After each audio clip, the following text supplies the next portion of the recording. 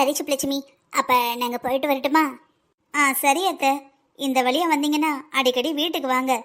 இவங்க கூட தான் வரணும்னு இல்லை, நீங்க தனியா கூட வரலாம். முந்தி மாதிரி அங்க இங்கன்னு அலைய முடியலம்மா, வயசாகுதுல்ல.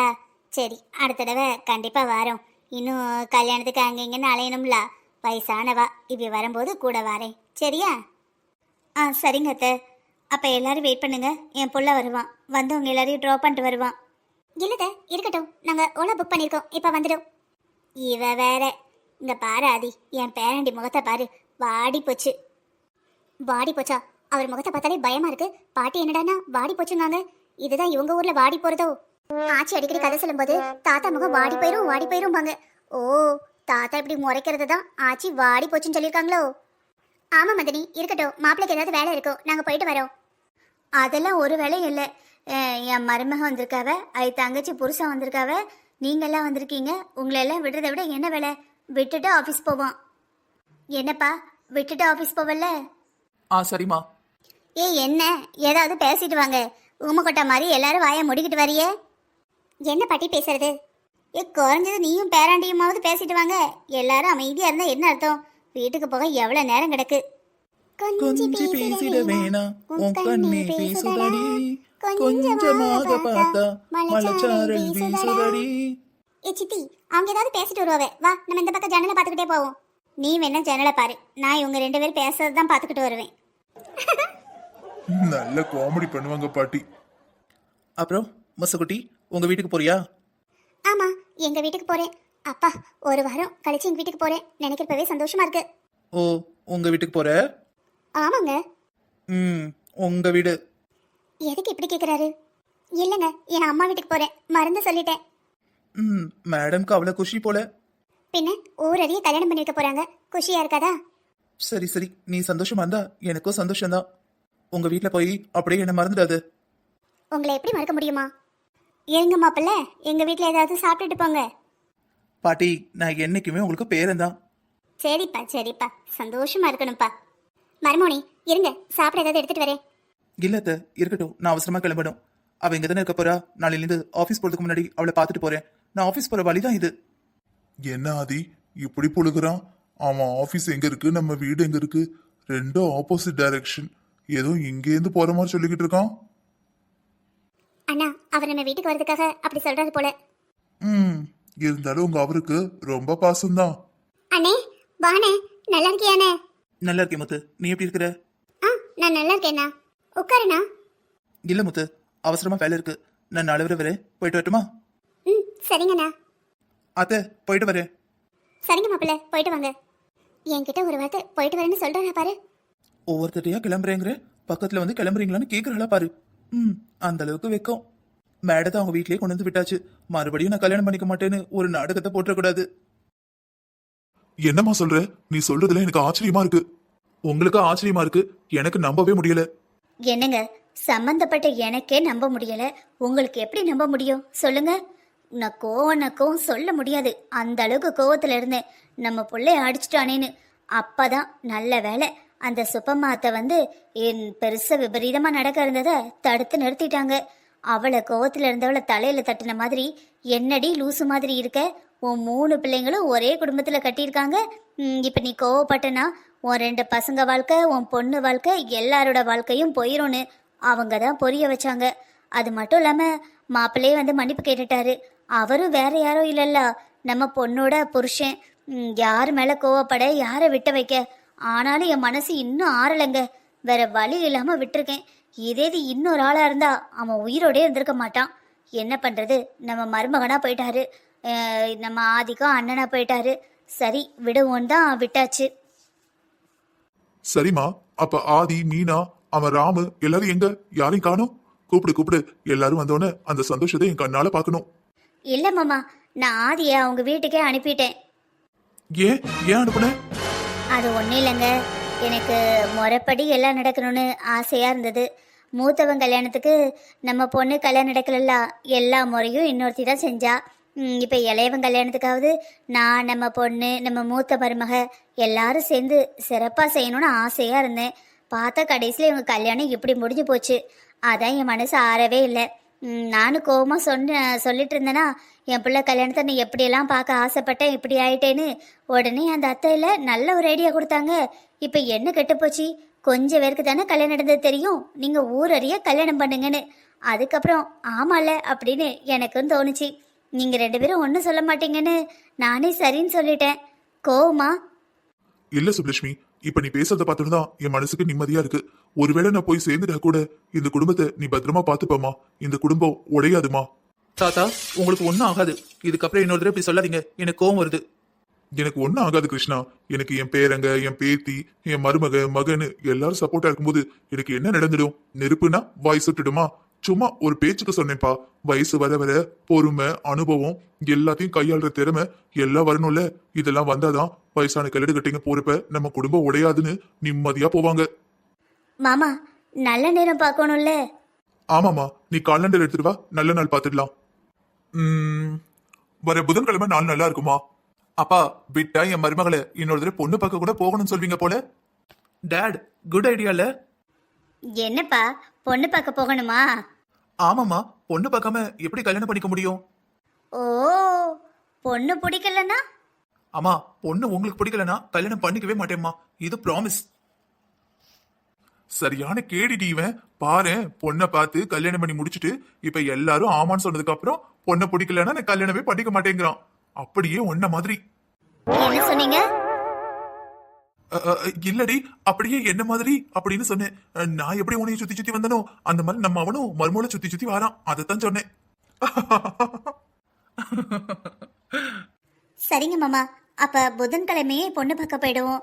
அதுக்கப்புறம் 2 ஃபேமிலியும் சேர்ந்து ஒரு நல்ல நாள் குறிச்சிடலாம். அதுல நேரா கல்யாணத்தை வச்சுக்கலாமா, இல்ல நிச்சயதாம்பூலம் பண்ணிக்கலாமா? இங்க பாரு சுப்லட்சுமி, நம்ம போயிட்டு புதன்கிழமை பொண்ணு பார்த்துட்டு வருவோம். ஏதாவது நல்ல நாள் குறிச்சு நிச்சயதார்த்தம் வச்சுக்கலாம். புதன்கிழமைக்கு நம்ம குடும்பத்தாட்கள் மட்டும் போதும்.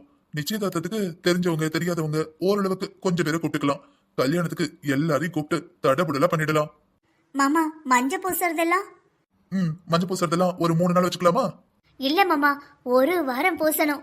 என் மருமகளுக்கு இந்த தெருவெல்லாம் லைட்டை போட்டு எல்லாரையும் கூப்பிட்டு கொலவை போட்டு அதுக்கப்புறம் மஞ்சள் பூச போகணும். நான் எவ்வளோ நாளாக காத்துக்கிட்டு கிடந்தேன். கிருஷ்ணனுக்கு என்னை கல்யாணம் நடக்கும், என் மருமகளுக்கு என்னம்லாம் செய்யணும்னு. எல்லாத்தையும் செய்ய வேண்டாமா மாமா? அடுத்து வர காரியம் நம்ம மீனாவும் ஆதியும் தான் செய்வாங்க. இதுதான் என் பிள்ளை காரியம். அவங்க பிள்ளைங்க வந்துட்டுனா நம்மகிட்ட கேட்க மாட்டாங்க. அத்தை வயசாயிட்டா உட்காருங்கன்றுவாங்க. நம்மளும் கேட்கக்கூடாது, அவங்க செய்யட்டும்னு விட்டுறணும். இது என் பிள்ளை காரியம், நான் நல்லா செய்யணும். அம்மா என் கல்யாணத்துக்காக எவ்வளவு ஆசையா இருந்திருக்காங்க, அதனாலதான். ஆனா நான் கல்யாணம் பண்ணி கொண்டு வந்தப்ப கூட அவங்க கோவத்தை காட்டவே இல்லையே. அப்ப என் மேல அவங்க எவ்வளவு பாசம் வச்சிருந்திருப்பாங்க. ஆனா சுப்லட்சுமி, 5 நாள் 1 வாரங்கிறதுலாம் ரொம்ப அதிகம். நம்ம எல்லாரையும் கூப்பிடணும், அவங்களும் பிள்ளை புருஷன் எல்லாரையும் விட்டுட்டு மஞ்சள் பூச வரணும். ஆட்களுக்கும் சங்கடமா இருக்கும். 3 நாள்னா எல்லாரும் சந்தோஷமா வருவாங்க. என்ன செய்யணும்? சரிங்க, அப்ப 3 நாள் மட்டும் மஞ்சள் பூசுவோம். என்ன தம்பி, உனக்கு சந்தோஷம் தானே? என்னப்பா, என்ன யோசனை? என்னாச்சு? ஏன் எல்லாரும் என்னைய பாக்குறீங்க? கிருஷ்ணா, நீ இங்கதான் இருக்கியா, வேற எதுவும் கன உலகத்துல இருக்கியா? சாரி தாத்தா, நான் வேற ஏதோ ஞாபகத்துல இருந்தேன். என்ன கேட்டீங்க? இல்ல, உன் வருங்கால பொண்டாட்டிக்கு 3 நாள் மஞ்சள் பூசினா போதுமான்னு அம்மா கேக்குறா. அம்மா, அவ மஞ்சளே பூச மாட்டா. உங்களுக்கு 3 நாள் பூசறதுக்கு பெர்மிஷன் கொடுக்கறதே பெரிய விஷயம். அப்படியா? பொம்பளை பிள்ளை மஞ்சள் பூச வேண்டாமா? சரி, நம்ம வீட்டுக்கு வந்தோன்னா எல்லாம் மாறிடும். சரிம்மா, அப்போ ஒண்ணு பண்ணு. நீ அவங்க அம்மாவுக்கு ஃபோன் பண்ணிட்டு புதன்கிழமை நம்ம எல்லாரும் பொண்ணு பார்க்க வரணும்னு சொல்லிடு. கல்யாணத்தையும் அடுத்த வர முகூர்த்தத்திலேயே பண்ணணும்னு சொல்லிடு. சரிங்க மாமா. ஹலோ. சொல்லுங்க மதனி. ஒன்றும் இல்லை வள்ளி, இங்கே எல்லாரும் பேசி அழிச்சோம். அடுத்து என்ன செய்யலான்னு பேசணும். எல்லாரும் நார்மலாக ஒரு கல்யாணம் எப்படி நடக்குமோ அதை விட சிறப்பாக நடத்தணும்னு ஆசைப்படுறாங்க. அதான் நாங்கள் எல்லாரும் வர புதன்கிழமை உங்கள் வீட்டுக்கு பொண்ணு பார்க்க வரோம்.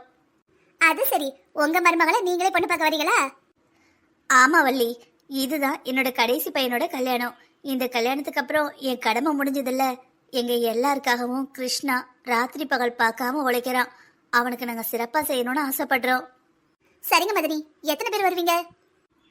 இல்லை, பொண்ணு பார்க்கறது நம்ம 2 குடும்பம் மட்டும் வச்சுக்கிட்டா போதும். நிச்சயதார்த்தத்தை கொஞ்சம் நெருங்கின சொந்தத்தை வச்சுக்கிடுவோம். கல்யாணத்துக்கு எல்லாரையும் கூப்பிட்டுக்கலாம். சரிங்க மதனி. கல்யாணத்தை எவ்வளோ முடியுமோ அவ்வளோ சீக்கிரம் நடத்திடலான்னு மாமா சொல்லியிருக்காரு. என்ன மதனி, திடீர்னு கல்யாணத்தை சீக்கிரம் நடத்தணும்னு சொல்றீங்க? என்னாச்சு? இல்லை மதனி, என் பொண்ணை யாரோ கடத்திட்டு போய் மாப்பிள்ளை கஷ்டப்பட்டு கூட்டிட்டு வந்து நான் வேற எல்லாம் தெரியாம கஷ்டப்படுத்தி. இங்க பாருங்க வள்ளி, பழச பத்தி எல்லாம் நம்ம பேச வேண்டாம். அதுக்கல்ல மதனி, இன்னும் கொஞ்ச நாள் எங்க கூட இருப்பான்னு நினைச்சேன். அதுக்கு என்ன, உங்களுக்கு பார்க்கணும்னு தோணுச்சுன்னா உடனே இங்க கிளம்பி வந்துருங்க. இல்லையா ஒரு வாரம் இருக்கணும்னு தோணுதா நீங்க இருங்க. இல்லை இருக்க முடியாது ஏதாவது நினைப்பீங்க அப்படின்னா உங்க பொண்ணையும் மாப்பிள்ளையும் உங்க வீட்டுக்கு ஒரு வாரம் கூட்டிட்டு போங்க. இங்க பாருங்க வள்ளி, சொல்றேன்னு தப்பா நினைக்காதீங்க. நம்மளுக்கு தெரிஞ்சோ தெரியாமலோ கல்யாணம் நடந்துருச்சு. கல்யாணம் நடந்த ஜோடியை தனியா பிரிச்சு வைக்கிறது பாவம். முடிஞ்ச அளவு சீக்கிரமா கல்யாணத்தை நடத்திடணும், அதுவும் சிறப்பா நடத்தணும். அதில்ல மதனி, கொஞ்ச நாள் போகட்டுமேனு பார்த்தேன். என்ன வள்ளி, ஏற்கனவே உங்க பொண்ணுக்கு பேசி முடிச்ச மாதிரி கல்யாணம் நடந்திருந்தா அவ மாமியார் வீட்டுக்கு போயே 10-15 நாள் ஆயிருந்திருக்கும். பின்ன என்ன? இல்ல மதனி, அது இங்க பாருங்க வள்ளி, நீங்களும் எனக்கு ஒரு தங்கச்சி மாதிரி தான். எதுனாலும் உடைச்சி சொல்லுங்க, என்ன பிரச்சனை? இல்லைங்க, என் பையனுக்கு பொண்ணுக்கும் உங்கள் வீட்டில் சம்மந்தம் பண்ணும்போது நீங்கள் எதுவும் வேண்டான்னு சொல்லிட்டீங்க. நாங்களே எல்லாத்தையும் பார்த்துக்கிறோன்ட்டீங்க. நாங்களும் முடிஞ்ச அளவு செஞ்சோம். ஆனால் ஆதி கல்யாணத்தில் அப்படி இல்லை. எங்கள் அண்ணனும் மைனியும் தாம்பூம்னு தடபுடல்னு செய்யணுன்ட்டாங்க. செலவு ஆளுக்கு பாதின்னு பேசியிருந்தோம். சரின்னு சொன்னாங்க. அப்புறம் எல்லாருக்கும் அட்வான்ஸ் கொடுக்கறது, சில பேர் முன்னாடியே பணத்தை வாங்கிக்கிட்டாங்க. அண்ணன்கிட்ட பணம் கேட்கும்போது கல்யாணம் முடிஞ்சதுக்கப்புறம் செட்டில் பண்ணுறேன்னு சொன்னான். நானும் சரின்னு சொன்னேன். நம்ம சாப்பாடு போது கொண்டு அங்கே எல்லாமே பண்ணி முடிச்சிட்டாங்களா நீ, அதனால எல்லாருக்கும் முழு பணமாக தான் கொடுக்க வேண்டியிருந்தது. கல்யாணம் நடக்கலைன்னா பணம் தர மாட்டேன்னு எப்படி சொல்ல முடியும்? ஆனால் எங்கள் அண்ணா நீ கொடுக்கல, அவங்க எப்படி கொடுப்பாங்க? நம்ம பொண்ணு காணாமல் போயிட்டால. கடைசியில் கிட்டத்தட்ட விரும்பியோ விரும்பாமலோ ஒரு கல்யாணத்துக்கு என்ன செலவாகுமோ அது எங்கள் தகுதிக்கு மீறியே செஞ்சு முடிச்சிட்டோம். இப்போ இருக்கிறது ஆதிக்கும் நாங்கள் வச்சிருக்கிற கொஞ்சம் நகைங்க தான். உங்கள் அளவுக்கு இல்லாட்டாலும் கொஞ்சம் காடு கரை இருக்கு. திடீர்னு நீங்கள் கல்யாணம் சொன்னீங்கன்னா நாங்கள் ஏதாவது கொஞ்சமாவது செய்யணும்ல. அதான் செலவுக்கு என்ன பண்ணுறதுன்னு யோசனையாக இருக்கு. நீங்கள் கொஞ்சம் தள்ளி வச்சிங்கன்னா வசதியாக இருக்கும். இதோ பாருங்க வள்ளி, ஒரு கல்யாணம் நடந்தாலே 2 பேரும் ஒரே குடும்பம் தான், ஒன்றுக்குள்ள ஒன்று தானே சொல்லுவாங்க. நம்ம ஒன்றுக்கு நம்ம பிள்ளைங்க 3 பேருக்கும் 3 பேரையும் கட்டி வச்சிருக்கோம். ஸோ உங்கள் குடும்பம் வேற எங்கள் குடும்பம் வேற கிடையாது. நான் இப்படி உடச்சி பேசுகிறேனேன்னு தப்பாக நினைக்காதீங்க. உங்களுக்கும் அண்ணனுக்கும் வயசாயிடுச்சு. அண்ணன் ரிட்டையர்மெண்ட்டில் வந்த பணத்தை பிள்ளைங்களுக்கு செலவு பண்ணிட்டீங்க. எப்படியும் இந்த கல்யாணத்துக்குன்னு கொஞ்சம் கடன் வாங்கியிருப்பீங்க. நீங்கள் இன்னும் செலவு பண்ணா அந்த செலவெல்லாம் யார் அடைப்பா? என்னங்க இப்படி கேக்குறீங்க? என் புருஷனுக்கு கையும் காலும் நல்லா தான் இருக்கு. இன்னைக்கு வரைக்கும் அவர் வேலை பார்த்துக்கிட்டு தான் இருக்காரு. நான் சொல்ல வந்ததையே நீங்க புரிஞ்சுக்கலன்னு நினைக்கிறேன். இங்க பாருங்க, இந்த ஃபங்க்ஷன் நடத்த பணம் தேவைப்படுது, கரெக்டா? இந்த பணம் தேவைன்னு நீங்க கடன் வாங்குவீங்க. அந்த கடனை உங்க புருஷனும் உங்க மகனும் தான் அடைக்கணும், கரெக்டா? ஆமாங்க, என் புருஷன் அடைப்பாரு. என் புருஷனோட சேர்ந்து என் பிள்ளையும் அடைப்பான். இதுல என்ன இருக்கு? எனக்கு புரியலையே. அதாங்க சொல்ல வரேன். உங்க புள்ள என்னோட மருமகன். நாளைக்கு உங்க பிள்ளையோட எல்லா சம்பளத்தையும் அடைக்கிறப்ப, ஃபேமிலி ரன் பண்றப்ப என் பொண்ணு தானே கஷ்டப்படுவா. இங்க பாருங்க, நாங்களும் உங்களை மாதிரி மிடில் கிளாஸா இருந்தா நம்ம 2 பேரும் ஆளுக்கு பாதி போடலாம்னு சொல்லலாம். இங்க பணம் கொட்டி கிடக்குங்க. இதை நாங்க மட்டும் சம்பாதிக்கல, எங்க பரம்பரையிலே வச்சிருக்காங்க. யாருக்காக? எங்க புள்ள பேரன் பேத்தி பரம்பரைக்காக தானே. உங்களை கஷ்டப்படுத்தி தாம்பூம்னு செலவு பண்ணி கல்யாணம் நடத்தினா அடுத்து கஷ்டப்பட போறது உங்களோட சேர்ந்து என் பொண்ணும் தானே. உங்களுக்காக பேசலங்க, கொஞ்சம் சுயநலமா தான் பேசுறேன். நிறைய பணம் இருக்குங்க. 4 தலைமுறை என்ன 10 தலைமுறை உட்காந்து திங்கலாம். அதுல கொஞ்சம் எடுத்து செலவு பண்றதுல என்ன போயிட போகுது? நாளைக்கு நானோ நீங்களோ போய் சேரப்ப நம்ம கட்டியிருக்க இந்த புடவை மட்டும் தான் சொந்தம். வேற என்ன வரப்போகுது சொல்லுங்க? இல்லைங்க, அது எல்லாத்தையும் நீங்க செலவு பண்ணா நாங்க என்ன பண்றது? அது சரியா வராதுல்ல. இப்ப என்னங்க, உங்ககிட்ட எவ்வளவு பவுன் இருக்கோ அதை உங்க பொண்ணுக்கு போடுங்க. உங்க பொண்ணுக்கு என்ன கொடுக்கணும்னு ஆசைப்படுறீங்களோ தாராளமா கொடுங்க. நீங்க சொன்ன மாதிரி அண்ணன் இன்னும் வேலை பார்த்துக்கிட்டு தான் இருக்காரு. நாளைக்கே உங்க 2 பொண்ணுங்களுக்கும் என்ன செய்யணுமோ தாராளமா செய்யுங்க. உங்களை யாரும் தடுக்க போறதில்ல. ஆனா இந்த கல்யாணத்துல எங்க பவரை காட்டுறேன், அதை காட்டுறேன், இதை காட்டுறேன்னு நாளை இன்னும் தள்ளி போடாதீங்க. நான் சிரிச்சுட்டே பேசுறேன்னு நினைக்காதீங்க. எனக்கு என் புள்ள தான் முக்கியம். என் பிள்ளையோட சந்தோஷம் தான் முக்கியம். என் புள்ள அவன் பொண்டாட்டியை விட்டுட்டு வந்துட்டோன்னு சுத்துன்னு சுத்திட்டு வரான். நானும் காலையிலேருந்து பாக்குறேன். ஒரு நாள் வீட்டில் இருக்க மாட்டான். இன்னைக்கு முழுக்க வீட்டில் தான் இருக்கான். இப்படி இருந்தா எங்க கம்பெனிக்கும் நல்லதில்லை. கூடிய சீக்கிரம் என் மருமகளை எங்க வீட்டுக்கு அனுப்பி வச்சிருங்க.